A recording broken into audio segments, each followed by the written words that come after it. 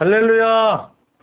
오늘은 마태복음 25장 말씀을 가지고 은혜를 나누도록 하겠습니다.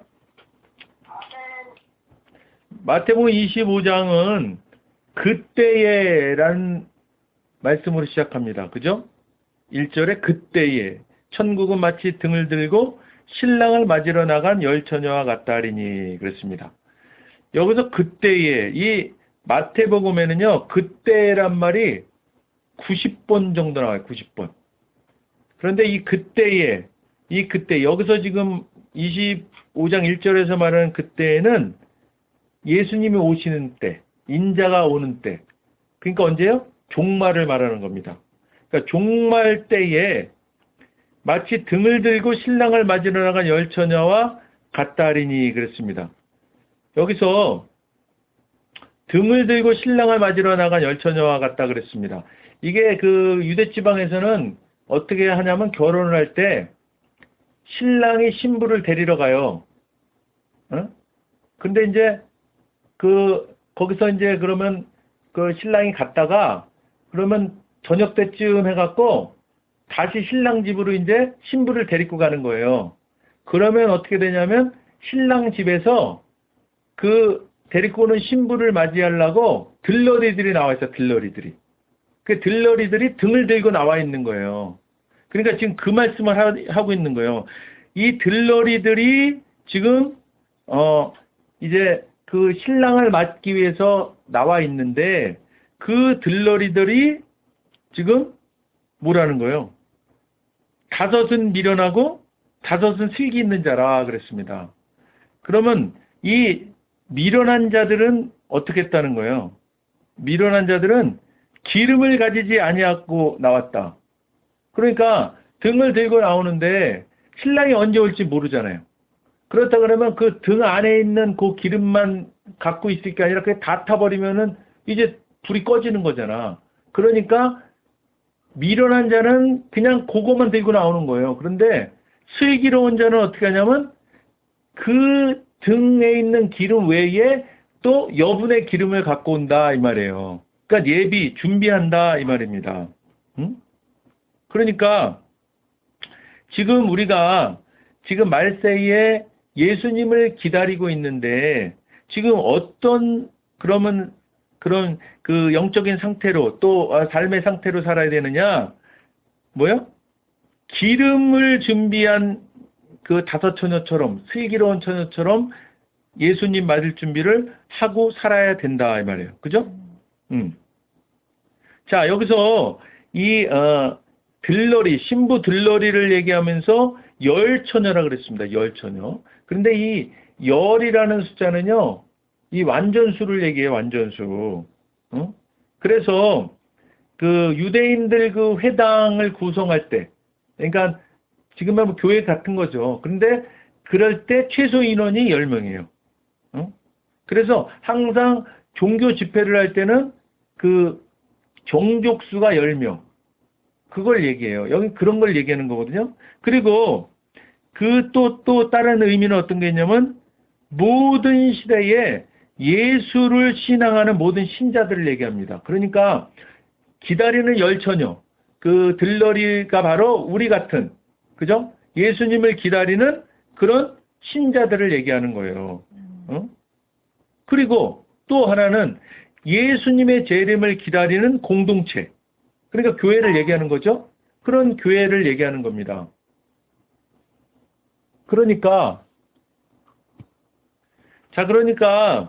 지금 이 그 열처녀를 통해서 우리가 슬기로운, 그죠? 예수님께서 다시 오셨을 때, 재림하셨을 때 슬기로운 다섯 처녀로 그렇게 칭찬받는 자가 되어야 된다 이 말이죠. 그죠?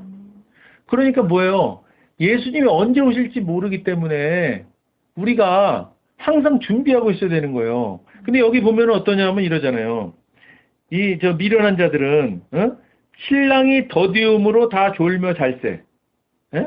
그러니까 언제 올지 모르니까 그러면서 그냥 졸며 자는 사람도 있고 또 그냥 기름을 언제 올지도 모르면서 딸랑 그냥 그 등에 있는 기름만 준비하고 사는 사람. 그런 건 미련한 자의 삶이라는 거예요. 슬기로운 자의 삶은 우리와 너희가 쓰기에 다 부족할까 하노니 차라리 파는 자들에게 가서 너희 쓸 것을 사라. 그러니까 이제 신랑이 왔는데 이 미련한 이 처녀들은 이게 기름이 떨어질 것 같아. 기름이 떨어진 거예요. 그러니까 좀 꺼달라고 옆 사람한테 그러는 거야. 슬기로운 처녀한테. 그랬더니 뭐라 하냐면 그 사람들도 준비한 것이 자기들 예비한 것이 있는데 너는 가서 그럼 사다 해. 그랬어요. 근데 사다 하라 그러니까 사러 갔더니 뭐야? 그때 신랑이었어. 그때. 그러니까 우리가 예수님을 기다리고 있을 때 이렇게 늘 준비하고 있는 삶을 살아야, 그죠? 언제 올지 모르는 그 예수님이, 그죠? 우리가 그냥 생각 없이 살다가 예수님이 오시면 책망받는 삶을 살 수 있다. 그러니까 늘 예수님을 준비하고 사는 삶을 살아야 된다. 그러면서 얘기하는 거예요. 그런즉 어떻게 하라? 깨어있으라. 너희는 그날과 그때를 알지 못하느니라. 그죠? 그러니까 우리는 어떻게 살아야 되냐면요. 이 지금 10처녀 중에서 미련한 그 처녀들 5은 이런 사람들이에요. 예수는 믿는다 그러면서 간신히 교회 출석하고 그냥 또 봉사만 하고 선교하고 뭐 이런 일들을 그냥 하는 것 같아요. 그런데 성령이 충만하지 않은 사람들. 그러니까 중생케 하시는 성령의 역사를 체험하지 못하는 사람을 말하는 거다 이렇게 말하고 있어요. 그러니까 우리가 이제 교회 다닌다 그래서 그럼 슬기로운 처녀에 속하냐? 그렇지 않다는 거예요. 지금 여기서 말씀하는 것은 슬기로운 처녀 쪽에 우리가 서 있으려면 어떻게 해야 되냐면 성령에 사로잡혀서 믿음과 사랑의 그 역동적인 힘에 의해서 나타나는 그런 신실한 신앙생활을 우리가 해야 된다. 그렇게 말하고 있는 겁니다. 그러니까 우리가 그냥 적당히 신앙생활에서는 안 된다는 말씀을 예수님이 지금 10처녀 비유를 하면서 말씀하고 계신 거예요. 지금 예수님 오실 날이 이 초대교회 교인들한테 얘기했을 때보다 2000년이나 더 가까워져 있어요. 그러니까 어떻게 해요? 이때 당시에 예수님을 기다렸던 초대교인들보다 우리는 더 깨어서 살아야 된다. 오늘 그 말씀을 예수님께서 우리에게 하는 겁니다.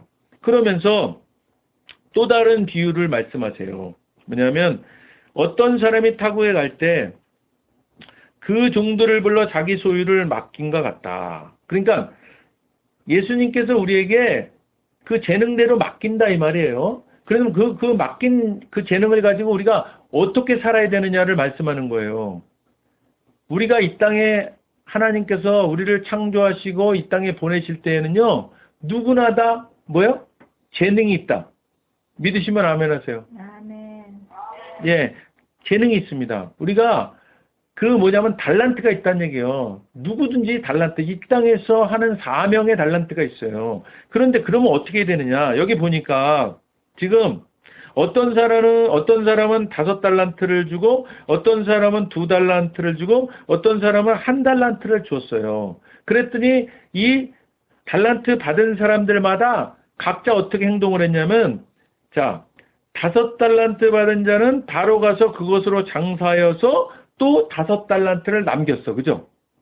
그러니까 5달란트 받았는데 5달란트를 남기는 일을 했어요. 그리고 2달란트 받은 자도 어떻게 했냐면 또 그 2달란트를 남겼어요. 뭔가 일을 했잖아. 그죠? 자기 사명을 열심히 한 거예요. 그런데 1달란트 받은 자는 어떻게 했어요? 1달란트 받은 자는 땅을 파고 그 주인의 돈을 감추어 뒀다 그랬어요. 이건 뭐 한 거예요? 아무것도 안 한 거예요. 그죠? 아무것도 안 했습니다. 당시에 왜 그럼 땅을 파고 그 돈을 묻었느냐?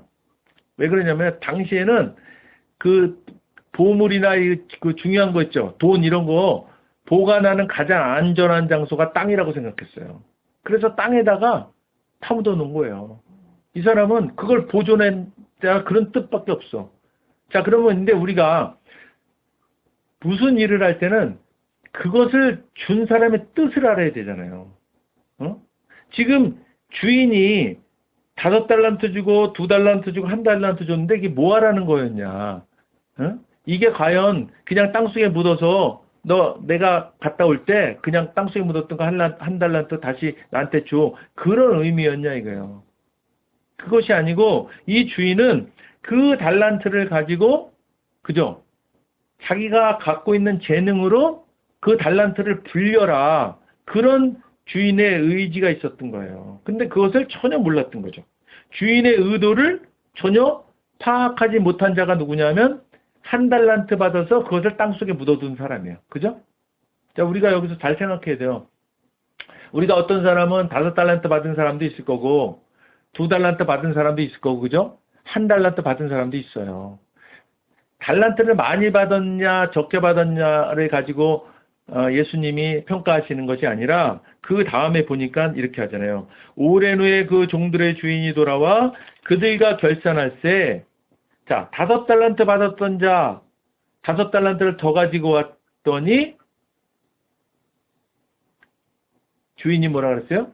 착하고 충성된 종이라 그랬어요. 그죠? 2달란트 받았던 자도 그 2달란트를 또 남겼더니 또 똑같이 착하고 충성된 종이라고 칭찬했습니다. 그런데 1달란트 받았던 자가 어떻게 했냐면 당신은 굳은 사람이라 심지 않은 데서 거두고 해치지 않은 데서 모으는 줄을 내가 알았으므로 그렇게 얘기했어요. 그래서 두려워해서 내가 당신의 달란트를 땅에 감추어 고이고이 잘 갖고 있다가 내가 1달란트 갖고 왔습니다. 이렇게 얘기한 거야. 그랬더니 뭐라고 얘기해요? 주인이 악하고 게으른 종아. 그죠? 아니 주인이 줬던 거 잘 간수했다가 줬는데 지금 뭐라고 얘기하는 거예요? 주인이 악하고 게으른 종이라고 얘기했어요.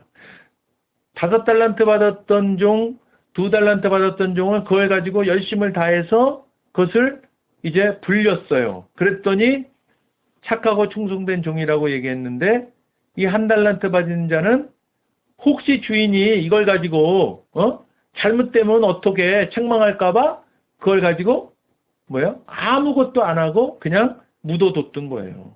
그걸 가지고 주인은 악하고 게으른 종이라고 얘기한 겁니다. 그러면 이 악하고 게으른 종이라는 뜻이 뭐냐면 주인의 의도에는 아주 무신경한 거예요. 그리고 이런 사람 뭐라 해요? 자기 안일에 빠져 있는 사람. 그죠? 자기 그냥 일심만 생각하는 사람인 거예요. 주인의 의도는 전혀 생각하지 않고. 그런데 그 1달란트 받은 자가 표현한 말 중에 굳은 사람이라는 표현을 하잖아요. 굳은 사람. 이 굳은 사람이라는 뜻이요. 이게 단단한, 뻣뻣한 뭐 이런 뜻인데 이게 사실은 이런 뜻이에요. 불의와 의에 대해 단호히 판단하는 공의로운 이런 뜻이에요. 그러니까 이 주인은 어떤 사람이냐면 불의와 의에 대해서 단호히 판단하는 그런 공의로운 주인이었던 거예요. 그런데 그 주인은 어떻게 봤냐면 완고하고 잔인한 자라고 매도한 거예요. 그러니까 주인을 전혀 잘못 본 거죠. 그래서 자신이 잘못한 것에 대해서 또 이 사람은 변명을 늘어놓는 거예요. 이런 사람들을 예수님은 악하고 게으른 종이라고 얘기한 겁니다. 그러니까 우리가 이 말세에 살아가면서 사실 우리에게 하나님께서 달란트를 주셨는데 그 달란트를 아무것도 안 하고 묻어둔 것을 악하고 게으른 종이라 그러는 거지. 그걸 가지고 열심을 주님을 저 위에서 열심을 다 하고 그것이 5달란트 받은 사람이 여기는 5달란트 남겼다 그랬지만 1달란트밖에 못 남길 수도 있고 때로는 손해볼 수도 있을 거예요. 그런데 그걸 책망하지 않는다는 거예요. 예수님은 뭔가 너가 주인의 뜻을 알고 그것을 가지고 열심을 다하는 그런 신실함과 성실함을 보이라 그런 뜻입니다. 그러니까 우리가요 이 말세에 살아가면서 이런 주인의 뜻이라는 건 뭐예요? 결국 하나님 아버지잖아요. 예수님. 그 예수님 우리에게 바라는 바가 무엇인지. 그 바라는 바는 뭐예요? 땅끝까지 복음을 들고 나가 전하라. 그렇게 말씀하신 그 복음을 우리가 전하는 일에 게으른 종이 되면 안 된다. 그 말씀을 오늘 하고 계신 겁니다. 자, 한 달란트, 그래서 그것을 그냥 고이 땅에 파묻었다가 갖고 있는 사람은 예수님께서 뭐라 그러시냐면 그 한 달란트를 빼앗아 10달란트 가진 자에게 주라. 무릇 있는 자는 받아 풍족하게 되고 없는 자는 그 있는 것까지 빼앗기리라. 이게 뭐예요? 그 한 달란트 받았었는데 아무것도 안 한 사람은 그것마저도 간수하지 못하는 사람이기 때문에 그래서 그것마저도 빼앗기는 일이 일어난다. 그리고 오히려 10달란트, 더 많은 달란트 가진 자에게 그것을 주는 일이 생길 수 있다. 그 말이에요. 그러면서 무익한 종이라고 이야기합니다. 이 무익한 종이라고 말씀하는 이 무익한 종은요, 하나님을 위해서 아무 일도 하지 않는 자를 성경에서는 무익한 종이다. 그렇게 말하는 거예요. 자, 그러면 예수님이 오실 날이 얼마 안 남았는데 그때 아무 일도 하지 않는 자는 예수님이 오셨을 때 무익한 종이라고 이야기하고, 그리고 뭐라고 말씀하시면 바깥 어두운 데로 내쫓으라. 거기서 슬피 울며 이를 갈리라 하니라. 이런 심각한 이런 책망을 받는 일이 생긴다는 말씀입니다. 자, 모든 민족을 그 앞에 모으고 각각 구분하기를 목자가 양과 염소를 구분하는 것 같이 하여. 그러니까 종말에 예수님께서 오셨을 때는 분명히 이런 심판이 있다는 거예요. 근데 예수 믿는 자는 상급의 심판이라 그랬잖아요. 그죠? 아무것도 하지 않아 갖고 책망받는 그런 심판이 아니라 우리는 주님을 위해서 하나님을 위해서 열심을 다하는 그런 일을 해서 예수님께서 오셨을 때 참 충성되고 그죠? 착한 종아, 이런 그 칭찬받는 우리가 되어야 될 줄로 믿습니다. 그러면서 이 종말에 양과 염소로 구분된다 이렇게 말씀하시면서 양은 그 오른편에 염소는 왼편에 둔다 그랬습니다. 자, 성경에서 오른편과 왼편이라는 말이 이렇게 나옵니다. 그런데 이 오른편과 왼편이 지금으로 말하면 좌파나 우파라고도 말할 수 있어요. 그죠? 자, 그러면 우파라고 말할 수 있는 오른편은 무엇을 뜻하느냐? 위엄과 영광과 존귀와 생명과 힘의 근원을 상징한다 그랬어요. 우파가 좋은 거예요. 할렐루야. 그리고 왼편, 좌파는 분명히 뭐라고 말씀하냐면 저주와 사망, 미련함과 힘의 상실을 상징한다 그랬습니다. 성경에서도 오른편은 이렇게 긍정적인 것이라고 말씀하시고 왼편은 부정적인 것을 상징해요. 네? 예수님이 십자가에 달리셨을 때도 오른편 강도와 왼편 강도가 있잖아요. 그죠? 오른편 강도는 아무것도 하나님을 위해서 한 일도 없었음에도 불구하고 예수님을 믿는다는 믿음을 고백한 것으로 인해서 천국 갔습니다. 그죠? 왼편 강도는 끝까지 예수님을 그냥 저주하고 부인하다가 지옥 갔어요. 이렇듯 오른편과 왼편은 이렇게 성경에서 분명하게 말하고 있어요. 그런데 왜 이렇게 좌파를 좋아하는지 모르겠어요, 사람들이. 분명히 성경에서는 오른편, 양의 편에 선다. 그것이 위엄과 영광과 존귀와 생명과 힘의 근원을 상징한다라고 말씀하고 있습니다. 할렐루야. 자, 그래서 34절 이하를 쭉 보면은 오른편에 있는 자들에게 얘기하잖아요. 오른편에 있는 자들의 상급에 대해서 얘기하는 거예요. 오른편에 있는 자들이 네가 복받을 자들인데 뭐라고 말해요? 내가 줄일 때, 예수님이 줄일 때 먹을 것을 주었고, 목마를 때에 마시게 하였고, 나그네 되었을 때 영접하였고, 헐벗었을 때 옷을 입혔고, 병들었을 때 돌보았고, 옥에 갇혔을 때 와서 보았고, 이런 일들을 했다는 거예요. 그랬더니 의인들이 뭐라 그러냐면, 자, 오른편에 있는 의인들이에요. 이들이 주여, 우리가 어느 때에 주께서 줄이신 것을 보고 음식을 대접하였으며 목마르신 것을 보고 마시게 하였나이까 그래요. 자기들은 그렇게 한 게 잘 기억이 안 나. 그렇지만 우리가요, 예수를 믿고 사는 삶 속에서는요, 이웃을 사랑하는 말씀이 분명히 있잖아요. 그러니까 우리가 그런 마음을 갖고 살다 보면 우리가 잘 생각하지 못하고 있는 삶 속에서 이런 저 착한 일들을 행하고 산다고요. 그랬을 때에 예수님께서 이렇게 너희가 나를 그렇게 선대하였다 이렇게 말씀하는 거예요.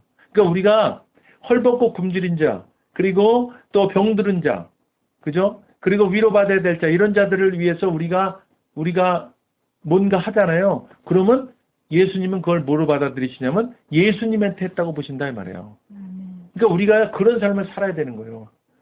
사람에게 한 것이지만 예수님은 너희가 나에게 했다. 그렇게 말씀해요. 그러니까 우리가 다른 거 생각할 게 없죠. 뭐. 사람을 통해서 예수님이 한 것을 받으신다 그랬으니까 사람에게 이런 일들을 하는 거예요. 어떤 일들이요? 줄일 때 먹을 것을 주고 목마를 때 마시게 하고 나그네 되었을 때 영접하고 헐벗었을 때 옷을 입히고 병들었을 때 돌보고 옥에 갇혔을 때에 그죠? 와서 보는 일. 이런 일들을 해야 된다. 자, 그리고 왼편에 있는 자들에게는 말씀합니다. 저주를 받은 자들아 나를 떠나 마귀와 그 사자들을 위하여 예비된 영원한 불에 들어가리라. 이 사람들은 어땠다는 거예요? 내가 줄일 때에 너희가 먹을 것을 주지 아니하였고 목마를 때에 마시게 하지 아니하였고 나그네 되었을 때에 영접하지 아니하였고 헐벗었을 때에 옷 입히지 아니하였고 병들었을 때와 옥에 갇혔을 때에 돌보지 아니하였느니라. 이들이 그랬어요. 응? 자, 그랬더니 이 사람들은 또 내가 언제 그렇게 했어요? 또 이렇게 얘기한 거예요. 그랬더니 예수님이 뭐라고 그랬어요? 내가 진실로 너에게 이르노니 이 지극히 작은 자 하나에게 하지 아니한 것이 곧 내게 하지 아니한 것이니라. 자, 지극히 작은 자에게 하는 것을 예수님께서는 자기에게 했다고 말씀하는 거예요. 우리가 이거 돌아봐야 됩니다. 우리가 돌아보면서 혹시 아주 지극히 작은 일에 외면한 적이 있었나? 그죠? 예수님보다 돈이 먼저 앞섰나? 예수님보다 어떤 것이 앞선 게 있나? 그거 우리가 돌아봐야 돼요. 지극히 작은 자에게 한 것을 예수님은 내게 한 것이다. 그렇게 말씀합니다. 그러면서 말씀하세요. 그들은 영벌에 뭐예요? 아무것도 하지 않은 지금 이 왼편의 손자들, 염소의 자리에 있는 자들은 어떻게 영벌에? 자, 오른편에 양의 자리에 있는 자들은 영생에 들어간다 그랬습니다. 우리는 예수 믿어서 구원받아서 은혜 아래 있으므로 우리는 천국 갈 거예요. 그죠? 할렐루야. 아멘. 그렇지만 오늘 말세를 살아가는 의인의 삶은 지극히 작은 자에게 충성하는, 그죠? 지극히 작은 일을 선대하는 그런 삶을 살아갈 때 하나님께서 착하고 충성된 종이라고 이야기하면서 의인들에게 주신 그 베푼 복을 주님께서 약속하시는 것을 우리가 보았습니다. 우리가요, 이 마태복음 25장 말씀 오늘 통해서 우리가 이제 이 말세, 지금 말세 중에 말세예요. 예수님이 우리가 살아있을 때 오실지, 우리가 죽은 후에 오실지 우리가 알 수 없지만 혹 우리가 살아있을 때 오실지도 몰라요. 그랬을 때 진정으로 예수님께서 참으로 착하고 충성된 종아, 너가 그때 나를 이렇게 선대했지. 그래서 너는 참 착하고 충성된 종이다. 이런 말로 칭찬받는 우리가 되기를 주님의 이름으로 축원드립니다. 아멘. 우리 오늘 말씀 생각하시면서 통성으로 주여 한번 부르시고 기도하도록 하겠습니다. 주여!